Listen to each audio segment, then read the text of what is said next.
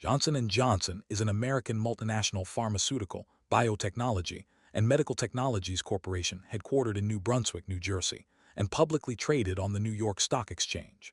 Its common stock is a component of the Dow Jones Industrial Average, and the company is ranked number 42 on the 2024 Fortune 500 list of the largest United States corporations. In 2024, the company was ranked 45th in the Forbes Global 2000. Johnson & Johnson has a global workforce of approximately 138,000 employees who are led by the company's current chairman and chief executive officer, Joaquin Duato. Johnson & Johnson is one of the world's most valuable companies and is one of only two U.S.-based companies that has a prime credit rating of AAA. Johnson & Johnson was founded in 1886 by three brothers, Robert Wood Johnson, James Wood Johnson, and Edward Mead Johnson, selling ready-to-use sterile surgical dressings. Over time, it developed some of the most recognizable healthcare products, including the first commercial first aid kit, maternity kits, baby powder, Band-Aids, Tylenol, and disposable contact lenses, establishing itself as a leading provider of medical products and consumer healthcare solutions. Johnson & Johnson expanded globally through acquisitions of major pharmaceutical and medical device companies such as Janssen, Ethicon McNeil, and Actelion, developed breakthrough treatments including RhoGAM for Rh incompatibility, HIV therapies, and the antidepressant Spravato esketamine. The company has played major roles during public health crises from the 1918 influenza pandemic to COVID-19. Johnson & Johnson has faced significant legal and ethical challenges, including the Tylenol murders, hip implant failures, Risperdal marketing claims, transvaginal mesh lawsuits, and talc-related cancer cases. In 2023, it spun off its consumer health division as the publicly traded Kenvue, focusing its business on innovative medicine and med tech.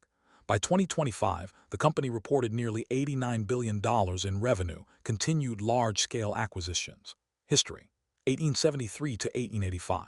Before Johnson & Johnson, Robert Wood Johnson began his professional training at age 16 as a pharmaceutical apprentice at an apothecary run by his mother's cousin, James G. Wood, in Poughkeepsie, New York. Johnson co-founded his own company with George Seabury in 1873.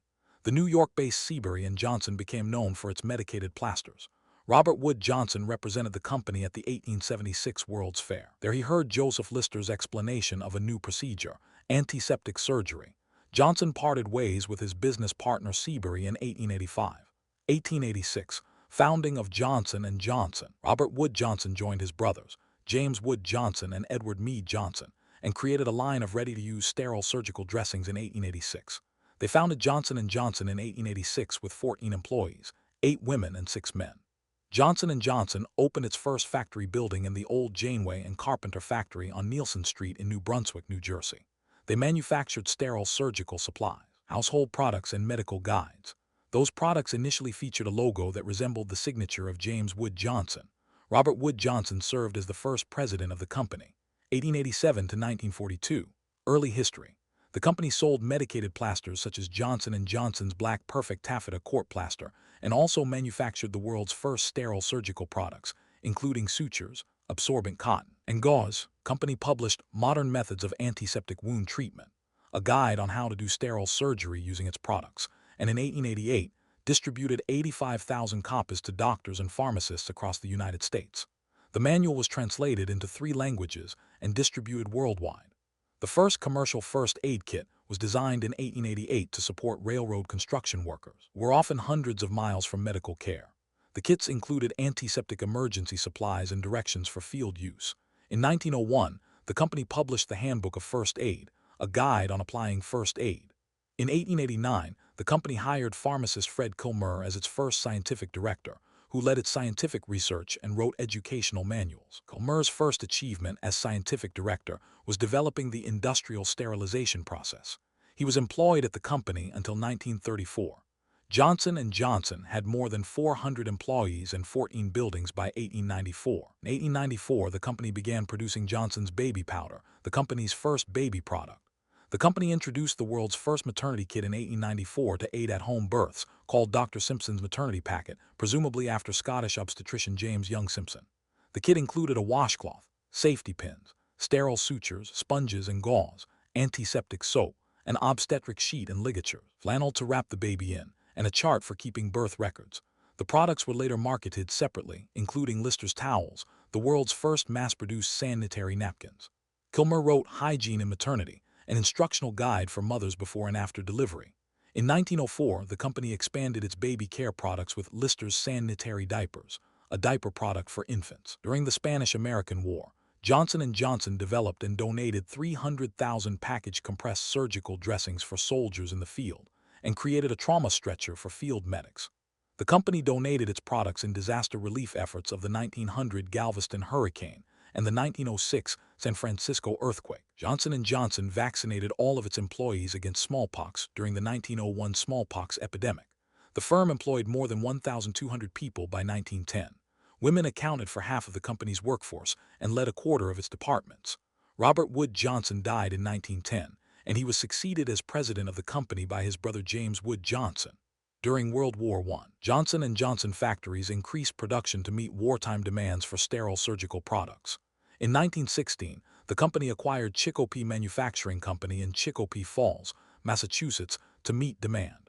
Near the end of World War I, the 1918 flu pandemic broke out. The company invented and distributed an epidemic mask that helped prevent the spread of the flu.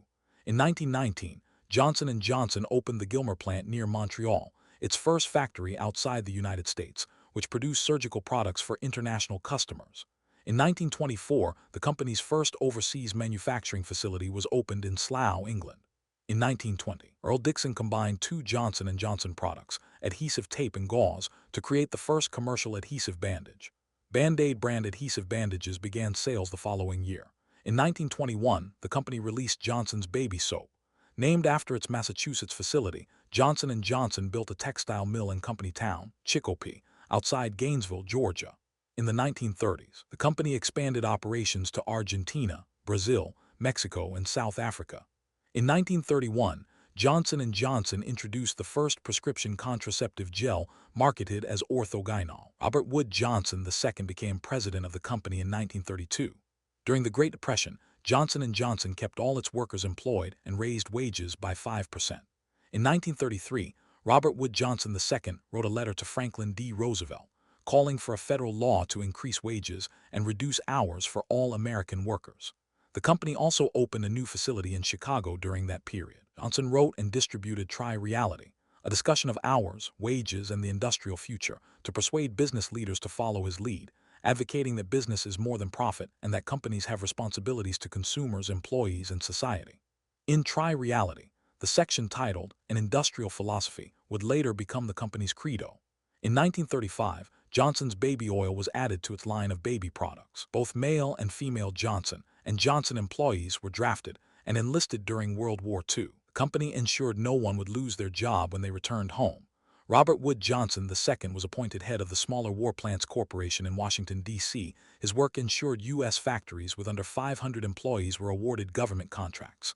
1943. Credo and going public. In 1943, as the company was preparing for its initial public offering, IPO, Robert Wood Johnson wrote what the company would call our Credo, a defining document that has been used to guide the company's decisions over the years. The company completed its IPO and became a public company in 1944. In 1943, Vesta Stout identified a need for waterproof tape for ammunition boxes in World War II. She wrote to Franklin D. Roosevelt with the idea. The president commissioned Revali, a subsidiary of Johnson & Johnson at the time, to develop and manufacture a cloth-based adhesive tape. 1944 to 1999. Acquisitions and international expansion. Variation of logo used from the company's establishment until September 14, 2023. In 1944, the company began selling Johnson's baby lotion. The same year, the company established Ethicon Suture Laboratories. In 1947, G.F. Merson Limited was acquired to expand the company's suture business in the United Kingdom. The company was rebranded and absorbed into Ethicon. Johnson & Johnson chairman of the board, Robert Wood Johnson, published Or Forfeit Freedom in 1947. The book outlined that businesses need to develop sustainable methods of using natural resources for the future of business and the planet. In 1955, Ethicon developed a micro-point reverse-cutting ophthalmic needle attached to the suture. Micro-point surgical needles and sutures allowed for advances in modern vision surgery. In 1956, the company opened its first Asia-based operating company in the Philippines. The following year, an operating company opened in India. In 1959, Johnson & Johnson acquired McNeil Laboratories. A year later, the company sold Tylenol for the first time without a prescription. In the same year, Silag Chemi joined Johnson & Johnson as Silag. In 1961, Johnson & Johnson acquired Janssen Pharmaceuticals, which had been founded in 1953 by Belgian scientist Paul Janssen, the inventor of fentanyl. In 1963, Philip B. Hoffman succeeded Robert Wood Johnson as chairman and CEO, was the first non-Johnson family member to become chief executive. Hoffman also helped found the Robert Wood Johnson Foundation. In the same year, the Food and Drug Administration approved a synthetic hormone contraceptive pill, Orthonovum. In 1965, Johnson & Johnson acquired Codman and Shurtleff. The acquired company produced neurovascular devices and neurosurgery technologies. In 1968, the company developed the RhoGAM vaccine. The vaccine prevented Rh hemolytic disease in newborns. In 1969, Ortho Diagnostics, a company subsidiary, launched the Cyclodex tube test for detecting anemia. The same year, the FDA approved the Johnson & Johnson arterial graft. In 1971, the company launched Hapendex Diagnostic Test, a rapid hepatitis B test for blood donors. The test was developed to prevent the spread of hepatitis B through blood transfusions. In the 1970s, Johnson & Johnson hired Henry N. Cobb from Pay Cobb Freed and Partners to design its new headquarters. The firm designed Johnson & Johnson Plaza across the railroad tracks from the older section of the Johnson & Johnson campus. In 1973, Richard Sellers became chairman and CEO of Johnson & Johnson. In 1976, James E. Burke became the company's chairman and CEO. During Burke's tenure, he managed the 1982 Tylenol tampering incident. It became a case study on crisis management. Under his leadership, the company recalled 31 million bottles of Tylenol, relaunched the product with a triple tamper-evident seal, and urged consumers not to use if tampered with. These practices became the pharmaceutical and packaged food industry norm. Johnson & Johnson opened operating companies in China and Egypt in 1985. In 1987, AcuView contact lenses became the first disposable contact lenses available to consumers. The lenses lasted up to 1 week, reducing the cost of contact lenses. In the same year, the company launched One Touch, a blood glucose monitoring system. In 1989, Ralph S. Larson was appointed chairman and CEO of the company. After the dissolution of the Soviet Union, Johnson & Johnson expanded into Eastern Europe. By 1991, the company had a presence in Hungary, Russia, the Czech Republic, and Poland. In the 1990s, the company acquired many familiar consumer health brands that made up the Johnson & Johnson family of companies. These acquisitions included Clean & Clear, Neutrogena, Motrin, and Aveeno. Johnson & Johnson opened an operating company in Israel in 1996. In 1997, Johnson & Johnson acquired Biosense Webster. DePuy was acquired by Johnson & Johnson in 1998, rolling it into the MedTech Business Group, 2000 up to the present. William C. Weldon was appointed chairman and CEO of the company in 2002. In 2003, Ethicon launched Vicryl Plus antibacterial sutures. The products prevent post-surgery infection within stitches. In 2006, Johnson & Johnson acquired Pfizer's consumer healthcare business and merged it with its consumer healthcare business group. The acquisition added brands like Listerine, Bengay, Neosporin to the company's portfolio. In the same year, Johnson & Johnson's Janssen Pharmaceuticals launched Prozista, a protease inhibitor for patients with failed previous HIV therapies. In 2008, Johnson & Johnson acquired Mentor Corporation for $1 billion and merged its operations into Ethicon. In 2009, the company acquired Health Media, later renamed to Health and Wellness Solutions and the Human Performance Institute. In October 2010, Johnson & Johnson acquired Crucell for $2.4 billion. The subsidiary operates as the Center for Vaccines within Johnson & Johnson Pharmaceuticals Business Group. In 2012, Alex Gorsky became chairman and CEO of Johnson & Johnson. In November 2015, Biosense Webster, Incorporated acquired Coherex Medical, Incorporated, expanding the company's range of treatment options for patients with atrial fibrillation. In 2017, Johnson & Johnson acquired Abbott Medical Optics from Abbott Laboratories for $4.325 billion, adding the new division into Johnson & Johnson Vision Care, Incorporated in 2017. That same year, Johnson & Johnson acquired Actelion in a $30 billion deal, the largest ever purchased by the company. After the purchase, Johnson & Johnson spun off Actelion's research and development unit into a separate legal entity. In July 2017, Johnson & Johnson Vision Care, Inc. acquired Tier Science. In September 2017, the company acquired subscription-based contact lens startup Sightbox. In September of the same year, Johnson & Johnson Medical GmbH acquired Emerging Implant Technologies GmbH, manufacturer of 3D-printed titanium interbody implants for spinal fusion surgery. In March 2019, the FDA approved esketamine for the treatment of severe depression, which is marketed as Spravato by Janssen Pharmaceuticals. In 2019, Johnson & Johnson announced the release of photochromic contact lenses. The lenses adjust to sunlight and help eyes recover from bright light exposure faster. The lenses contain a photochromic additive that adapts visible light amounts filtered to the eyes and are the first to use such additives. In November 2020, Johnson & Johnson acquired Momenta Pharmaceuticals for $6.5 billion. In January 2022, Joaquin Juado became CEO of Johnson & Johnson. In December 2022, Johnson & Johnson acquired cardiovascular medical technology company Abiomed, Incorporated for $16.6 billion. Johnson & Johnson began the separation of their consumer healthcare business segment in November 2021. In the split, Johnson & Johnson will retain the Johnson & Johnson name for prescription drugs and medical devices, while the second company will sell consumer health products and take over the Neutrogena, Aveeno, Tylenol, Listerine, Johnson's, Band-Aid, and other brands. In September 2022, Johnson & Johnson chose Kenvue as the new name for its consumer health business. Kenvue went public through an IPO in May 2023, with Johnson & Johnson maintaining a controlling stake of around 91%. On July 24, 2023, Johnson & Johnson launched an exchange offer to split off Kenvue. Following the completion of the exchange offer, Johnson & Johnson will retain approximately 9.5% of the outstanding shares of Kenvue common stock. In 2024, Johnson & Johnson sold off its remaining 9.5% stake in Kenvue, its former consumer products business. Johnson & Johnson holds a patent on the tuberculosis-treating drug bedaquiline, with secondary patents in at least 25 out of 43 countries, with a high burden of tuberculosis blocking affordable generic versions of the drug, preventing millions of people from accessing the life-saving treatment. Though the patent was set to expire in many countries in 2023, Johnson & Johnson applied to extend the patent. On July 13, 2023, Stop TB Partnership announced that after negotiations with Johnson & Johnson, they had been granted licenses to produce generic versions of the drug. Johnson & Johnson announced several acquisitions in 2024, Ambix Biopharma for $2 billion in January, Shockwave Medical for $13.1 billion in April, and Protologix for $850 million in May. In 2024, Johnson & Johnson MedTech released Polyphonic, a digital surgical platform. The platform features surgery planning, surgical video, and telepresence services for laparoscopic surgery. In January 2025, Johnson & Johnson announced it would acquire neurological drug maker Intracellular Therapies for $14.6 billion, a company specializing in medications for behavioral disorders, including schizophrenia, depression, and bipolar disorder.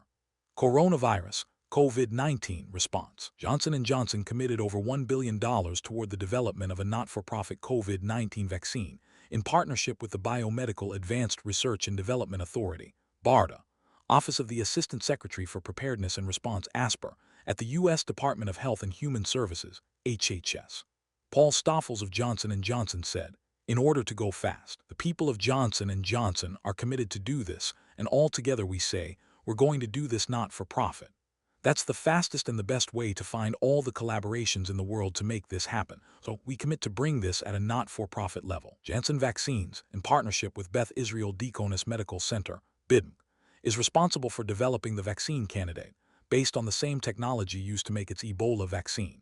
The vaccine candidate is expected to enter Phase 1 human clinical study in September 2020. Demand for the product Tylenol surged 2 to 4 times normal levels in March 2020. In response, the company increased production globally. For example, the Tylenol plant in Puerto Rico ran 24 hours a day, 7 days a week. In response to the shortage of ventilators, Ethicon, with Prisma Health, made and distributed the VE Spur ventilator expansion splitter, which uses 3D printing technology to allow one ventilator to support 2 patients. Janssen COVID-19 vaccine. In June 2020, Johnson & Johnson and the National Institute of Allergy and Infectious Diseases, NIAID, confirmed its intention to start a clinical trials of Johnson & Johnson's vaccine in September 2020, with the possibility of Phase 1/2, a human clinical trial starting at an accelerated pace in the second half of July. On August 5, 2020, the U.S. government agreed to pay more than $1 billion to Johnson & Johnson, medical device company, for the production of 100 million doses of COVID-19 vaccine. As part of the agreed-upon deal, the U.S. can order up to 200 million additional doses of SARS-CoV-2 vaccine. In September 2020, Johnson & Johnson started its 60,000-person Phase 3 adenovirus-based vaccine trial. The trial was paused on October 12, 2020, because a volunteer became ill, but the company said it found no evidence that the vaccine had caused the illness and announced on October 23, 2020, that it would resume the trial. In April 2021, the company reported that its COVID-19 vaccine achieved $100 million in sales in the first quarter, accounting for less than 1% of its total revenue. Pricing. In 2023, the Institute for Clinical and Economic Review, ICER, identified Darzalex, daratumumab, developed by Johnson & Johnson, as one of 5 high-expenditure drugs that experienced significant net price increases without new clinical evidence to justify the hikes. Specifically, Darzalex's wholesale acquisition cost rose by approximately 7.6%, leading to an additional $190 million in costs to U.S. payers. Environmental record. Johnson & Johnson has set several goals to keep the company environmentally friendly and was ranked 3rd among the largest U.S. companies in Newsweek's Green Rankings. Some examples are the reduction in water use, waste, and energy use, and an increased level of transparency. Johnson & Johnson agreed to change its packaging of plastic bottles used in the manufacturing process, switching their packaging of liquids to non-polyvinyl chloride containers. The corporation is working with the Climate Northwest Initiative and the EPA National Environmental Performance Track Program. As a member of the National Green Power Partnership, Johnson & Johnson operates the largest solar power generator in Pennsylvania at its site in Fort Washington, Pennsylvania. Independent climate data platforms show that most of Johnson & Johnson's emissions come from its supply chain rather than from its own buildings. Traceable and Ditch Carbon estimate that purchased goods and services, the production of medicines, medical devices, and packaging that Johnson & Johnson buys accounts for about 72% of its Scope 3 emissions, roughly 4.8 million metric tons of CO2e per year. This matches wider healthcare research finding that about 70% of the sector's climate footprint is embedded in global supply chains for drugs, equipment, and other goods. Recalls and litigation. 1982 Chicago Tylenol murders. On September 29, 1982, a Tylenol scare began when the first of 7 individuals died in Chicago metropolitan area after ingesting extra-strength Tylenol that had been deliberately laced with cyanide. Within a week, the company pulled 31 million bottles of capsules back from retailers, making it one of the first major recalls in American history. The incident led to reforms in the packaging of over-the-counter substances and to federal anti-tampering laws. The case remains unsolved and no suspects have been charged. Johnson & Johnson's quick response, including a nationwide recall, was widely praised by public relations experts and the media and was the gold standard for corporate crisis management. 2010 Children's Product Recall. On April 30, 2010, McNeil Consumer Healthcare, a subsidiary of Johnson & Johnson, voluntarily recalled 43 over-the-counter children's medicines, including Tylenol, Tylenol Plus, Motrin, Zeotec, and Benadryl. The recall was conducted after a routine inspection at a manufacturing facility in Fort Washington, Pennsylvania, United States, revealed that some products may not fully meet the required manufacturing specifications. Affected products may contain a higher concentration of active ingredients or exhibit other manufacturing defects. Products shipped to Canada, Dominican Republic, Mexico, Guam, Guatemala, Jamaica, Puerto Rico, Panama, Trinidad and Tobago, the United Arab Emirates, Kuwait, and Fiji were included in the recall. In a statement, Johnson & Johnson said a comprehensive quality assessment across its manufacturing operations was underway. A dedicated website was established by the company listing affected products and other consumer information. 2010 Hip Replacement Recall. On August 24, 2010, DePuy, a subsidiary of American giant Johnson & Johnson, recalled its ASR, articular surface replacement, hip prostheses from the market. DePuy said the recall was due to unpublished National Joint Registry data showing a 12% revision rate for resurfacing at 5 years and an ASR XL revision rate of 13%. All hip prostheses fail in some patients, but it is expected that the rate will be about 1% a year. Pathologically, the failing prosthesis had several effects. Metal debris from wear of the implant led to a reaction that destroyed the soft tissue surrounding the joint, leaving some patients with long-term disability. Ions of cobalt and chromium, the metals from which the implant was made, were also released into the blood and cerebrospinal fluid in some patients. In March 2013, a jury in Los Angeles ordered Johnson & Johnson to pay more than $8.3 million in damages to a Montana man in the first of more than 10,000 lawsuits pending against the company in connection with the now recalled DePuy hip. Some lawyers and industry analysts have estimated that the suits ultimately will cost Johnson & Johnson billions of dollars to resolve. 2010 Tylenol recall. In 2010 and 2011, Johnson & Johnson voluntarily recalled some over-the-counter products, including Tylenol, due to an odor caused by tribermonosol. In this case, 246-tribromophenol was used to treat wooden pallets on which product packaging materials were transported and stored. Shareholders' lawsuit. In 2010, a group of shareholders sued the board for allegedly failing to take action to prevent serious failings and illegalities since the 1990s, including manufacturing problems, bribing officials, covering up adverse effects and misleading marketing for unapproved uses. The judge initially dismissed the case in September 2011, but allowed the plaintiffs opportunity to refile at a later time. In 2012, Johnson & Johnson proposed a settlement with the shareholders, whereby the company would institute new oversight, quality, and compliance procedures binding for 5 years. Illegal marketing of Risperdal. Juries in several U.S. states have found Johnson & Johnson guilty of concealing the adverse effects of Janssen Pharmaceuticals' antipsychotic medication Risperdal, produced by its unit, to promote it to doctors and patients as better than cheaper generics, and of falsely marketing it for treating patients with dementia. States that have awarded damages include Texas, $158 million, South Carolina, $327 million, Louisiana, $258 million, and most notably Arkansas, $1.2 billion. In 2010, the United States Department of Justice joined a whistleblower suit accusing the company of illegally marketing Risperdal through Omnicare, the largest company supplying pharmaceuticals to nursing homes. The allegations include that Johnson & Johnson were warned by the FDA to not promote Risperdal as effective and safe for elderly patients, but they did so, and that they paid Omnicare to promote the drug to care home physicians. The settlement was finalized on November 4, 2013, with Johnson & Johnson agreeing to pay a penalty of around $2.2 billion, including criminal fines and forfeiture totaling $485 million, and civil settlements with the federal government and states totaling $1.72 billion. Johnson & Johnson has also been subject to congressional investigations related to payments given to psychiatrists to promote its products and ghost-write articles, notably Joseph Biederman and his Pediatric Bipolar Disorder Research Unit. Foreign bribery. In 2011, Johnson & Johnson settled litigation brought by the U.S. Securities and Exchange Commission under the Foreign Corrupt Practices Act, and paid around $70 million in disgorgement and fines. Johnson & Johnson's employees had given kickbacks and bribes to doctors in Greece, Poland, and Romania to obtain business selling drugs and medical devices, and had bribed officials in Iraq to win contracts under the Oil for Food program. Johnson & Johnson fully cooperated with the investigation once the problems came to light. Consumer fraud settlements.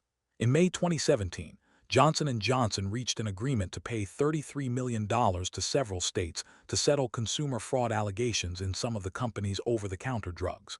Use of the Red Cross symbol. Johnson & Johnson registered the Red Cross as a U.S. trademark for medicinal and surgical plasters in 1905 and has used the design since 1887. The Geneva Conventions, which reserved the Red Cross emblem for specific uses, were first approved in 1864 and ratified by the United States in 1882.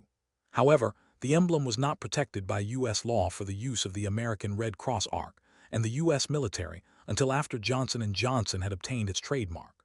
A clause in this law, now 18 USC 706, permits this pre-existing use of the Red Cross to continue.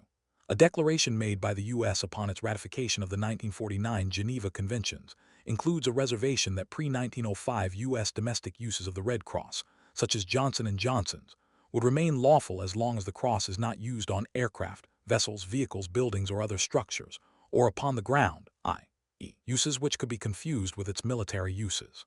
This means that the U.S. did not agree to any interpretation of the 1949 Geneva Conventions that would overrule Johnson & Johnson's trademark. The American Red Cross continues to recognize the validity of Johnson & Johnson's trademark. In August 2007, Johnson & Johnson filed a lawsuit against the ARC, demanding that the charity halt the use of the Red Cross symbol on products it sells to the public, though the company takes no issue with the charity's use of the mark for non-profit purposes.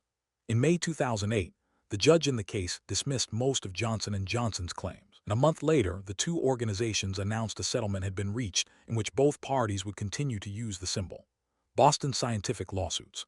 Since 2003, Johnson & Johnson and Boston Scientific have both claimed that the other had infringed on their patents covering heart stent medical devices. The litigation was settled when Boston Scientific agreed to pay $716 million to Johnson & Johnson in September 2009 and an additional $1.73 billion in February 2010. Their dispute was renewed in 2014, now on the grounds of contract dispute, patent infringement case against Abbott. In 2007, Johnson & Johnson sued Abbott Laboratories over the development and sale of the arthritis drug Humira, claiming Abbott used technology licensed exclusively to Johnson & Johnson's Centocor division. Johnson & Johnson won the court case, and in 2009, Abbott was ordered to pay Johnson & Johnson $1.17 billion in lost revenues and $504 million in royalties. The judge also added $175.6 million in interest to bring the total to $1.84 billion. This was the largest patent infringement award in U.S. history until the 2013 decision against Teva in favor of Takeda and Pfizer for over $2.1 billion. In 2010, Abbott appealed the verdict and in 2011 won the appeal. Vaginal mesh implants. Tens of thousands of women worldwide have taken legal action against Johnson & Johnson after suffering serious complications following a vaginal mesh implant procedure. In Australia, more than 700 women began a class action against the company in the Federal Court of Australia in 2017, telling the court they suffered irreparable, debilitating pain after the devices began to erode into surrounding tissue and organs, causing infections and complications. The class action alleged that Johnson & Johnson, which aggressively marketed the implants, failed to properly warn patients and surgeons of the risk or test the devices adequately. Emails between executives show the company was aware of the risks in 2005, but still went ahead and made the product available. In November 2019, the Federal Court of Australia found Johnson & Johnson negligent. The judgment was appealed, with the appeals court upholding all findings of Justice Anna Katzman. Ethican then sought a High Court decision, but this was not permitted by the High Court of Australia. Subsequently, September 2022, a $300 million Australian dollar compensation agreement was reached between Shine Lawyers and Johnson & Johnson, but this agreement remains subject to approval by the Federal Court of Australia. In the U.S., in 2016, the U.S. states of California and Washington filed a lawsuit against the company, accusing it of deception. In October 2019, the company and its subsidiary, Ethicon Incorporated, reached a settlement with 41 states and the District of Columbia, with no admission of liability, in a suit alleging deceptive marketing of transvaginal surgical mesh devices. The suit also alleges that the company failed to disclose risks associated with the product, which Johnson & Johnson pulled from the U.S. market in 2012. The amount settled in the suit was about $117 million. Baby powder. Johnson & Johnson has been the subject of over 60,000 lawsuits claiming that its baby powder causes ovarian cancer. The lawsuits focus on claims that the talc-based powder is contaminated with asbestos, a known carcinogen commonly found in places where talc is mined. In 2016, Johnson & Johnson was ordered to pay $72 million in damages to the family of Jacqueline Fox, a 62-year-old woman who died of ovarian cancer in 2015. The company said it would appeal. A year later, over 1,000 U.S. women had sued Johnson & Johnson for covering up the possible cancer risk from its baby powder product. The company says that 70% of its baby powder is used by adults. Later that year, a California jury ordered Johnson & Johnson to pay $417 million to a woman who claimed she developed ovarian cancer after using the company's talc-based products like Johnson's baby powder for feminine hygiene. The verdict included $70 million in compensatory damages and $347 million in punitive damages. Johnson & Johnson said they would appeal the verdict. The Missouri Eastern District Appeals Court later negated a $72 million jury verdict in the Jacqueline Fox lawsuit, ruling it lacked jurisdiction in Missouri because of a U.S. Supreme Court decision that imposed limits on where injury lawsuit can be filed. Subsequently, this ruling killed 3 other recent St. Louis jury verdicts of more than $200 million combined. Fox, 62, of Birmingham, Alabama, died in 2015, about 4 months before her trial was held in St. Louis Circuit Court. She was among 65 plaintiffs, of whom only 2 were from Missouri. A St. Louis jury awarded nearly $4.7 billion in damages to 22 women and their families in 2018 after they claimed that asbestos in Johnson & Johnson talcum powder caused their ovarian cancer. In August, Johnson & Johnson said that it removed several chemicals from baby powder products and re-engineered them to make consumers more confident that products were safe for children. The company was forced to release internal documents, with 11,700 people suing Johnson & Johnson over cancers allegedly caused by baby powder. Documents showed that the company had known about asbestos contamination since at least as early as 1971 and had spent decades finding ways to conceal the evidence from the public. The company lost its request to reverse a jury verdict that ruled in favor of the accusers, which required the company to pay $4.14 billion in punitive damages and $550 million in compensatory damages. A large study performed in 2003 found that ovarian cancer risk increased from a baseline of 0.0121% to 0.0161% in people who reported regularly using talc in the genital area. More studies over the next 12 years, which also relied on self-reporting, had similar results. However, none of the three studies showed a relationship between how long someone used talc and how much their cancer risk increased, which is expected in experiments with carcinogens and other toxic substances. See dose-response relationship. Conversely, St. Louis jury ruled in favor of Johnson & Johnson in the case of a single plaintiff who had used the company's talc-containing baby powder for 30 years with a similar claim. The company's CEO, Alex Gorsky, declined to appear at a United States congressional hearing on the safety of Johnson & Johnson's baby powder and other talc-based cosmetics. Johnson & Johnson spokesman Ernie Newitz said that the subcommittee had rejected the company's offers to send a talc testing expert or a Johnson & Johnson executive in charge of consumer products. In response to declining demand, Johnson & Johnson announced it would discontinue the sale of talc-based baby powder in the United States and Canada in 2020, but would continue to sell it in other markets. In a statement, the company said that the existing retail inventory of the talc-based powder will sell until it runs out, while the company's cornstarch-based baby powder will continue to sell in the United States and Canada. Supreme Court of Missouri refused to consider Johnson & Johnson's appeal of a $2.12 billion in damages award to women who blamed their ovarian cancer on its talc-based products. The Supreme Court of the United States also refused to consider an appeal from Johnson & Johnson, leaving in place a judgment from a state appeal court that had cut the original award to $2.1 billion. Two of the justices had to recuse. Samuel Alito because either he and/or his wife owning or recently owning stock in Johnson & Johnson, and Brett Kavanaugh, whose father led an industry group lobbying against safety warnings on talc products. Representing the affected women during the trial, Mark Lanier remarked that the Supreme Court's decision sent a clear message to the rich and powerful. You will be held to account when you cause grievous harm under our system of equal justice under law. Johnson & Johnson had argued that the combined claims in the St. Louis trial were too different, yet the short jury deliberation and identical payouts were, therefore, violation of the company's due process, and also that the high punitive award was unconstitutional. In 2021, Johnson & Johnson subsidiary LTL Management, LLC, using a process called a Texas divisional merger, filed for Chapter 11 bankruptcy in North Carolina. The process allowed by Texas law lets a company create a separate subsidiary to take over liabilities, with the existing company operating normally.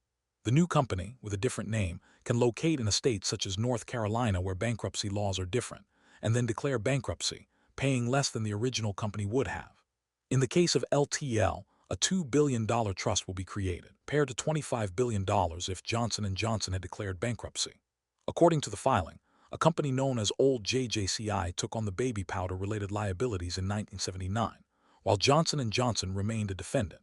LTL and new JJCI were created with LTL taking the baby powder-related liabilities and some assets, and new JJCI taking the remaining assets. Johnson & Johnson says LTL is now based in New Jersey.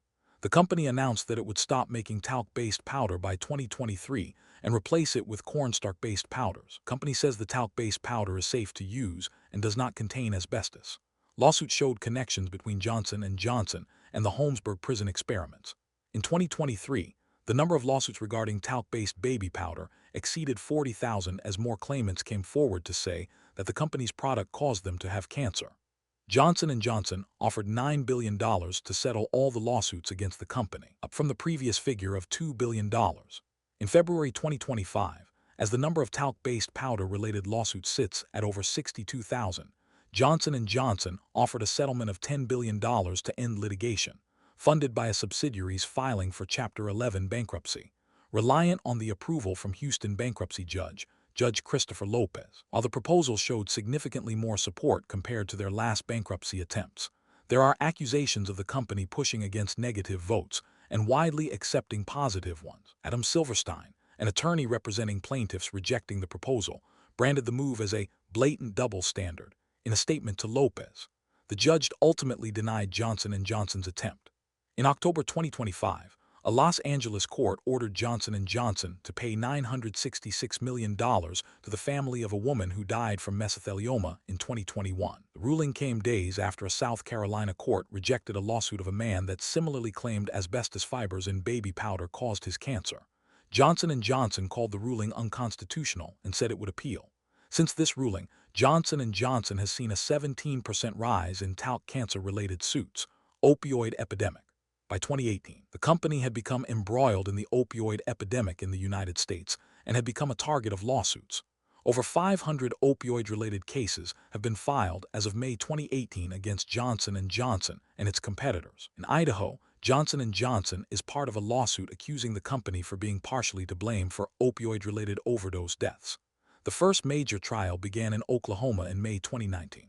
On August 26, 2019, the Oklahoma judge ordered Johnson & Johnson to pay $572 million for their part in the opioid crisis. In October, Johnson & Johnson paid $20.4 million to 2 Ohio counties fighting the opioid epidemic.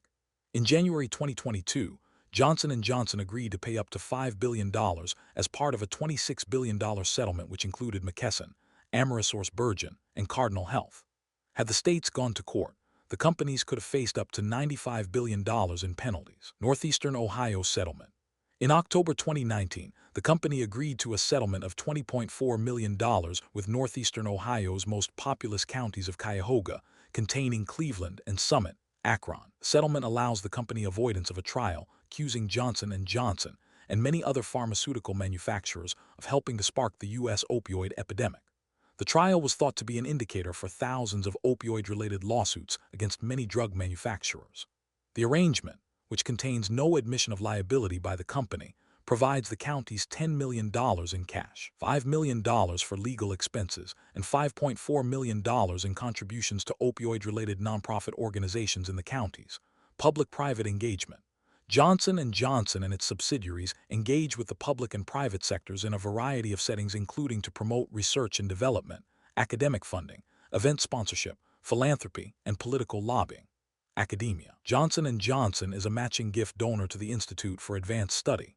Activism. Johnson & Johnson is a corporate partner of Human Rights Campaign, a large LGBT advocacy group. Johnson & Johnson is a financial supporter of Women Deliver. Political lobbying. Johnson & Johnson is engaged in various forms of lobbying in the United States, Canada, and internationally, including through corporate philanthropy and membership in lobbying organizations. Johnson & Johnson is one of the largest donors to the Foundation for the National Institutes of Health (FNI), having donated $5 to $10 million from 2000 to 2020. Johnson & Johnson is a partner of the Pandemic Action Network. Johnson & Johnson is a member company of the Biotechnology Innovation Organization, BIO, and the Pharmaceutical Research and Manufacturers of America, PHRMA, trade associations that lobby the U.S. government on behalf of the biotechnology industry and pharmaceutical industry. BIO and PHRMA have offices in Washington, D.C., with PHRMA also having locations in Japan and the United Arab Emirates. Johnson & Johnson is a member of the Personalized Medicine Coalition, a medical research advocacy group that lobbies on behalf of the pharmaceutical industry to increase funding for personalized medicine research and development. Johnson & Johnson is a member company of the National Pharmaceutical Council, NPC, a nonprofit that advocates for expanded research funding and innovation. Research and development. Johnson & Johnson has provided research grants and major funding to the C.D. Howe Institute. Business segments. Johnson & Johnson Innovation.